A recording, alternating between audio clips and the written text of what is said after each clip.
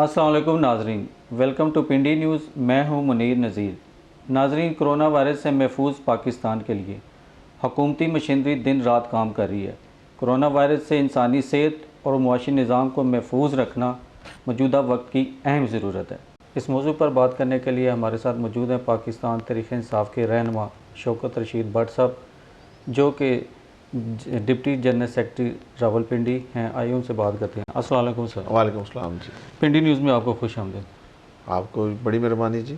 अच्छा sir, corona virus से महफूज पाकिस्तान के लिए हुकूमत के पास वाज़िया पॉलिसी क्या है?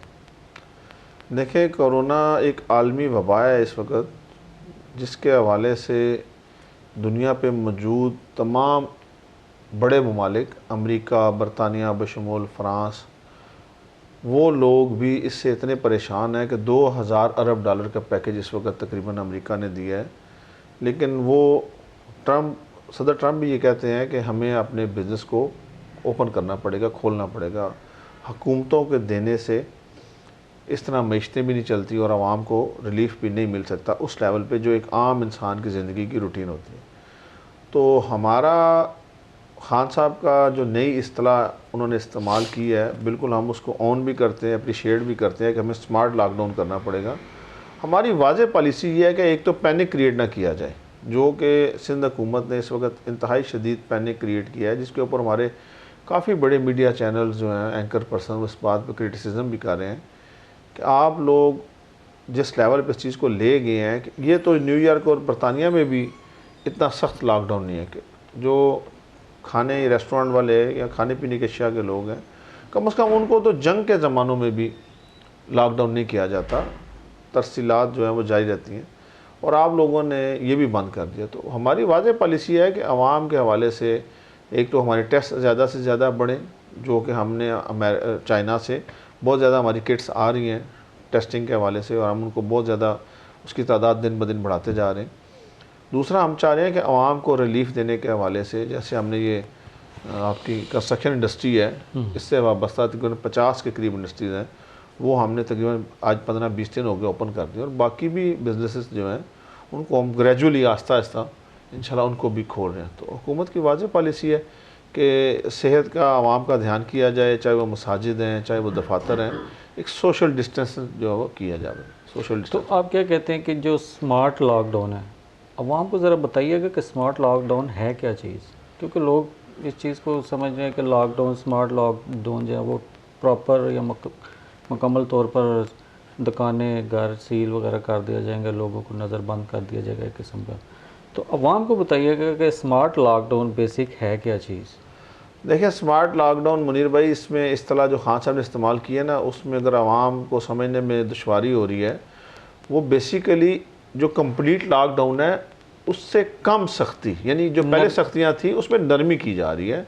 उसमें आपको मिसाल के तौर पे अभी जैसे कुछ बिज़नेस ऐसे हैं जिनके अंदर इंटरेक्शन जो है पब्लिक का आम आदमी से कम है, यानी दूर फासले पर रह के बात की जाती है। जैसे दर्जी को बोला गया है, इन चीज़ों को, प्रॉपर्टी डीलर्स हैं उनको खोला गया है, जैसे मैकेनिक्स हैं उनके पास एक बंदा गाड़ी ठीक कराने के लिए जाता है तो एक ही बंदा होता है जिसकी गाड़ी ख़राब होती है, तो एक मैकेनिक ठीक करना उसका शागिर्द होता है। ऐसी चीज़ों को वो हुकूमत चाह रही है कि हम ऐसे रोज़गार खोल दें लोगों के लिए, ताकि लोगों को सहूलत पैदा हो। और टेक अवे वाले बिजनेसेस जो हैं जिनको लोग होम डिलीवरी दे रहे हैं, ये स्मार्ट लॉकडाउन की इसमें इस्तेलाह वो जो यूज़ कर रहे हैं कि हम उन बिज़नेस को खोल दें, उन कारोबारों को खोल दें जिसमें पब्लिक टू पब्लिक रिलेशन या कंटेक्ट जो है वो कम से कम हो। तो वो इंशाल्लाह आवाम को अवेयरनेस के लिए हुकूमत मीडिया के ऊपर, टीवी चैनल्स के ऊपर, इलेक्ट्रॉनिक और प्रिंट मीडिया दोनों के ऊपर प्रोग्राम बाकायदा लॉन्च भी कर रही है और करेगी भी मज़ीद कि, और फिर जो हमारी अभी ये टाइगर फोर्स वगैरह जो बन रही है, इसके हवाले से इनकी भी यही जिम्मेदारी है कि वो लोगों को बताएं कि आप लोगों ने मसाजिद में कैसे फ़ासला रखना है, अगर आप किसी स्टोर पे गए हैं तो आपने कैसे फ़ासला रखना है। यानी कि हुकूमत किसी की भी मुल्क की वो अपनी आवाम को घर बिठा के नहीं खिला सकती है 1 माह, 2 माह, 3 माह, फाइनेंशियल वर्थ जिस मुल्क की जितनी है। टाइगर फोर्स कितनी तादाद पे मुश्तमिल होगी? टाइगर फोर्स के जो अफराद हैं या जो उनका यूनिट्स बनेगा? तो हमारे इस वक्त तक जो खान साहब ने टाइगर फोर्स के लिए रज़ाकाराना ऐप मुतारफ़ कराई थी, उसमें 10 लाख के करीब पूरे पाकिस्तान से रज़ाकार जो हैं वो रजिस्टर्ड हो चुके हैं। ये बिला तफरीक है, इसमें कोई पीपल्स पार्टी से अगर है या नून लीग से है, जमात इस्लामी से है, सबको वेलकम किया गया। ये पीटीआई के कारकुनान नहीं हैं, ये पाकिस्तान के वो नौजवान या बुज़ुर्ग हैं जो अपने आप को रज़ाकाराना तौर पे पेश कर रहे हैं इस मुल्क की, इस कौम की खिदमत के लिए। नंबर एक। नंबर दो, इनकी कोई तनख्वाहें नहीं है, ये एक सदका जारिया वाला काम है जिसको वो अपना हिस्सा डालना चाहते हैं। अगर हम कुछ नहीं कर सकते, हम किसी को राशन नहीं दे सकते, हम किसी को पैसे नहीं दे सकते, तो हम कम से कम फिज़िकली अपने जिस्म से किसी जगह, अगर यूटिलिटी स्टोर है उधर लोग ज़्यादा इकट्ठे हो जाते हैं, तो उनको स्टेप बाय स्टेप अंदर भेजना कि अगर 20 बंदे अंदर चले गए हैं, अंदर 20 बंदों की गुंजाइश है, सोशल डिस्टेंस रख के आप ख़रीदारी करें, तो बाकी लोगों को बाहर खड़ा करना, उनको मैनेज करना। इसी तरह जो राशन की इमदाद या बाकी मामलात हुकूमत की तरफ से आते हैं उनको लोगों में तकसीम करना, लोगों को अवेयरनेस देना, ये उसमें टाइगर फोर्स के ज़िम्मे ये काम है। अब टाइगर फोर्स बन रही है 10 लाख पे, जो एक अच्छी चीज़ है, अच्छी कवरेज है, लेकिन ये कि अब जो कौमी इदारे हैं, डिफेंस के इदारे हैं, जो जब से कोरोना आया वो ऐलानात भी कर रहे हैं, हमारी पुलिस फोर्स, आर्मी भी उसमें शामिल है, सब कुछ, लेकिन अवाम एक इदारों की या फोर्स, पुलिस फोर्स जो हमारे डिफेंस के हैं, उनकी बातों पे उन्होंने ऐलान भी किया, वो मानने पे हमारी समझ लें कि हमारी अवाम के अंदर शऊर की कमी है, वो मानने के लिए तैयार नहीं है। तो टाइगर फोर्स तो एक मतलब रज़ाकाराना फोर्स है, तो अवाम रज़ाकार फोर्स के कैसे हुक्म मानेगी या वो कैसे उसको रिकवरी करेंगे? इसके लिए कोई राय अमल कोई तैयार है किया, या कोई ऐसी चीज़ टेक्निक बनाई हो जिसके लिए अवाम को वो आमादा कर सकें, जी ये कोरोना वायरस है, इससे बचना आपका फ़र्ज़ है? देखिए मुनीर भाई, इसमें इसकी तशरीह जो है ना वो इस तरह है कि एक तो अल्लाह का बड़ा शुक्र है, अल्हम्दुलिल्लाह, हम सबको बहैसियत कौम अल्लाह ताला के यहाँ सरबसजूद होना चाहिए कि पूरी दुनिया में सबसे कमतर तरीन अफेक्टेड लोग कोरोना वायरस से वो पाकिस्तान में हैं, और सबसे ज़्यादा रिकवरी करने वाले लोग भी जो बीमारी के बाद वो भी पाकिस्तान में।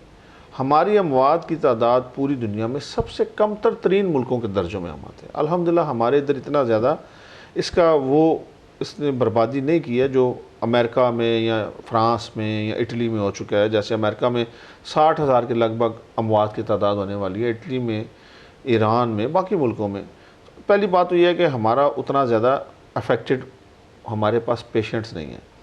दूसरा जो आपने बोला कि लॉ इन्फोर्समेंट एजेंसीज की बात हमारी आवाम मानने के लिए तैयार नहीं है।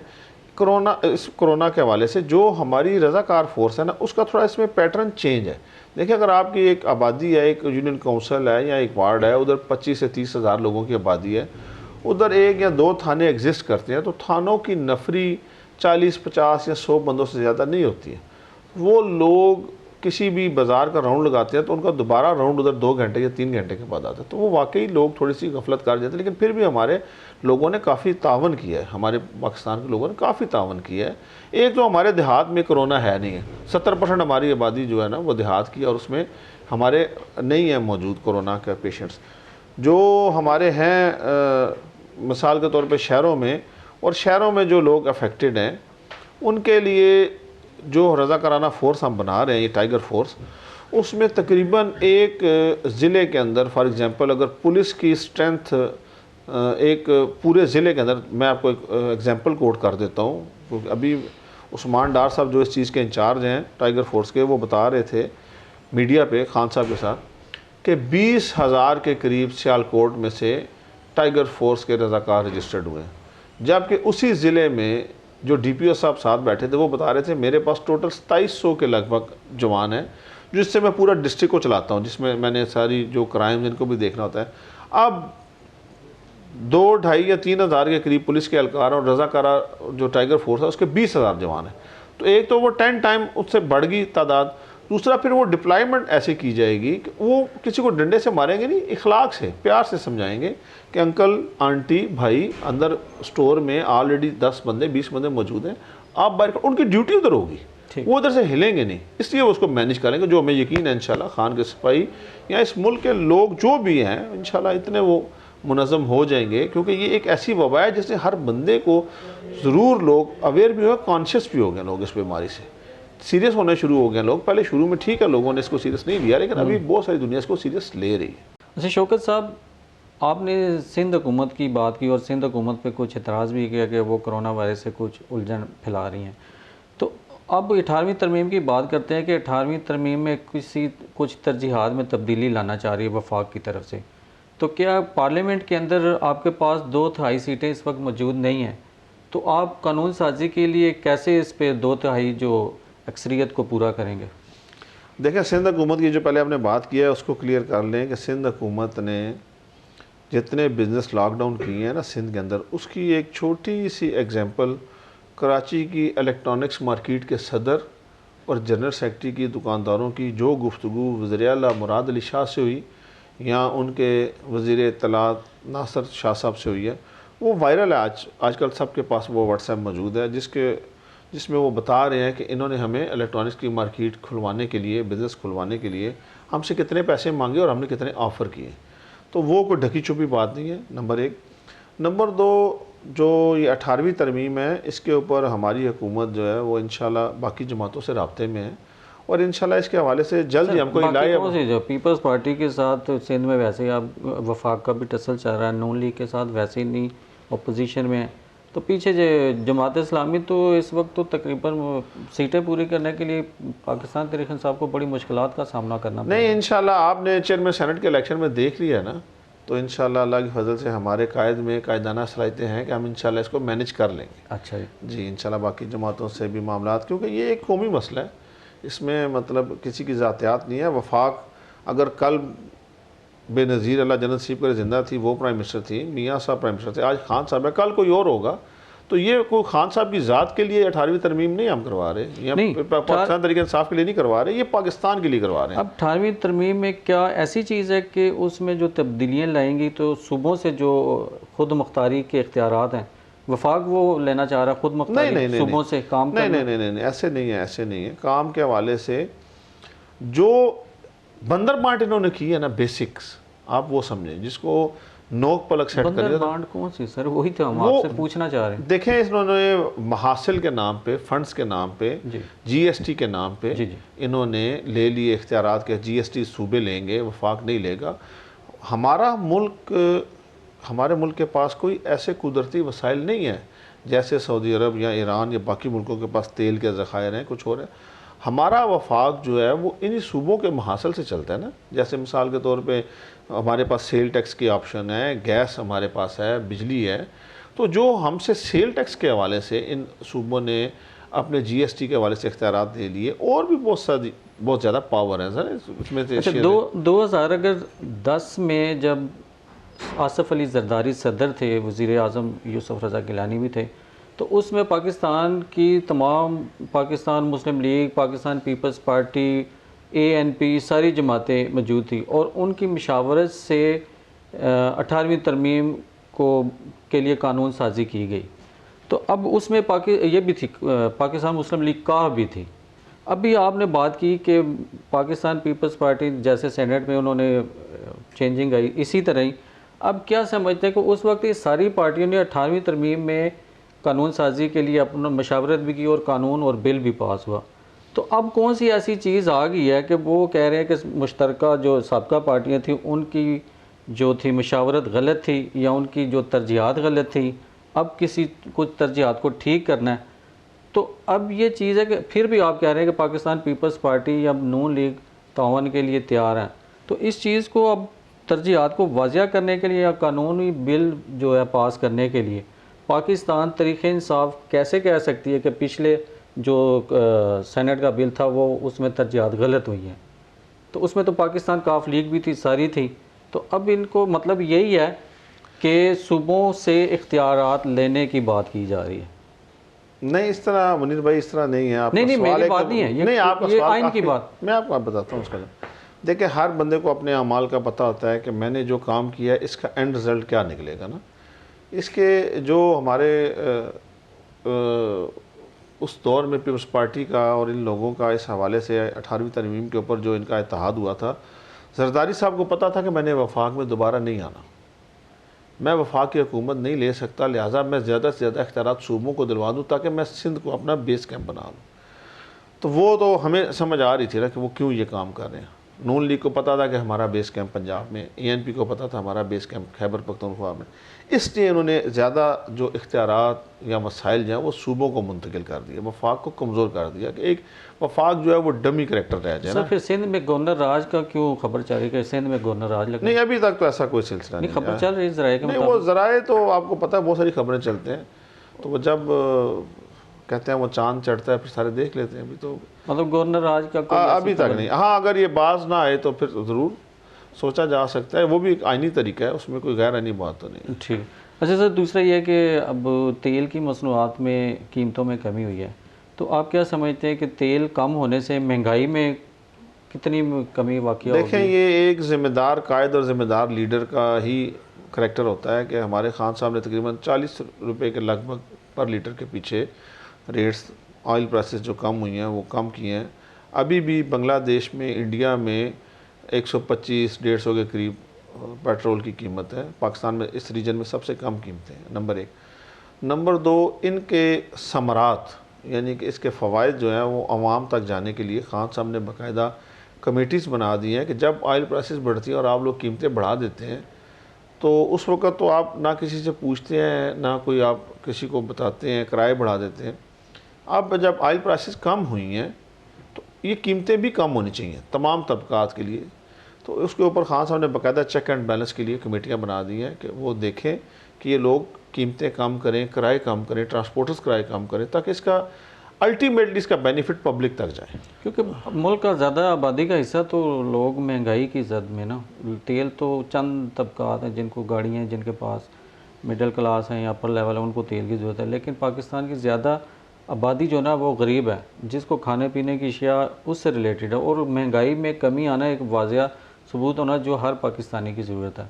तो इस पे काम करने की अशद ज़रूरत है। और आप क्या जानते हैं कि ये कितने अरसे में महंगाई कम हो जाएगी? क्योंकि इस वक्त तो माह रमज़ान भी चल रहा है। अभी तो प्रेजेंट जो हालात चल रहे हैं जी पूरी दुनिया के, उसमें तो वाकई महंगाई, सब लोग एतराफ़ भी कर रहे हैं, महंगाई बहुत बढ़ गई है। तो इंशाल्लाह रमज़ान के बाद जब ये लॉकडाउन कम होगा, इसके असरात कम होंगे, स्मार्ट लॉकडाउन की तरफ हम जाएंगे तो लोगों को रोज़गार मिलेगा। तो इंशाल्लाह महंगाई के ऊपर जो खान साहब ने 1200 अरब का रिलीफ पैकेज दिया है वो इसीलिए दिया है 1 करोड़ 20 लाख लोगों को 12,000 रुपया एक ख़ानदान के हिसाब से। उसके बाद एहसास कफ़ालत प्रोग्राम चल रहा है, और जो लोग नौकरियों से फारिग हो गए उनके लिए एक लहदा नई ऐप खान साहब ने 2 दिन पहले मुतारफ़ कराई है कि उनको भी अकोमोडेट किया जाएगा। तो जो मैक्सिमम एफ़र्ट हम अपने कम तरीन वसाइल में हमारा लीडर कर रहा है, हमारी हुकूमत कर रही है, हम समझते हैं कि अप्रिशिएट करने के काबिल ये चीज़ें हैं। अच्छा सर, अब आपने अपने हलके में, आप क्योंकि पाकिस्तान तहरीक इंसाफ के डिप्टी जनरल सेक्रेटरी भी हैं, आपने अपने हलके में कितने ज़रूरतमंद लोगों को राशन तकसीम किया और माली इमदाद भी की? हमारा तो अल्हम्दुलिल्लाह जी, हम तो तकरीबन 1.5 माह से अपने हलके में अपनी मदद आपके तहत अल्हम्दुलिल्लाह हम लोगों में हज़ारों की तादाद में हम लोगों में राशन बांट चुके हैं, जिसकी हमने हर ख़ानदान की इज़्ज़त नफ्स को मलूज़ खातिर रखते हुए किसी की तस्वीर फ़ेसबुक पे या किसी के मामलात की तशहीर नहीं की है। और हम अल्हम्दुलिल्लाह हमारा वो निज़ाम भी जारी और सारी है। तो वो हम अल्लाह के फ़ज़ल से अपने हलके में तमाम वार्डों में, तमाम एरियाज़ में हमने मैक्सिमम कोशिश की है। बाकी तो पूरा करने वाला अल्लाह की ज़ात है, लेकिन हमसे जितना बन सका। और हमारा जो असल मकसद था इस काम को शुरू करने के हवाले से कि ये एक ऐसा नोबल काज है, ये पूरी दुनिया इस वबा की लपेट में, सब भाइयों को आगे आना चाहिए, चाहे वो किसी वार्ड की सतह पे है, चाहे यूनियन कौंसिल की सतह पे। तो अल्हम्दुलिल्लाह उसमें हमारी इस अवेयरनेस लोगों को बहुत ज़्यादा हुई है। अल्हम्दुलिल्लाह बाकी भाइयों ने भी बहुत ज़्यादा इसमें काम किया है, हम उनको भी अप्रिशिएट करते हैं, चाहे वो किसी भी जमात से। तो ये इसमें अल्लाह के फजल से काफ़ी लोग कर रहे हैं जी, ये सदका जारिया काम है। बहुत शुक्रिया शौकत साहब, आपने प्रोग्राम के लिए हमें टाइम दिया। आपका बड़ा शुक्रिया जी, आपकी टीम का बड़ा शुक्रिया। नाज़रीन, आपने देखा कि पाकिस्तान तहरीक इंसाफ की लीडरशिप, उनके कारकुन, उनके ओहदेदार कोरोना वायरस से बचाव के लिए और आवाम की इमदाद के लिए दिन रात काम कर रहे हैं। और उनका यह भी कहना है कि जब तक कोरोना वायरस पाकिस्तान में मौजूद है, उनकी खिदमात भी पाकिस्तान में और मुआशरे के लिए मौजूद होंगी। नाज़रीन, इसके साथ हमें दीजिए इजाज़त, फिर मिलेंगे किसी और मौजू के साथ। अल्लाह हाफ़िज़। पाकिस्तान जिंदाबाद।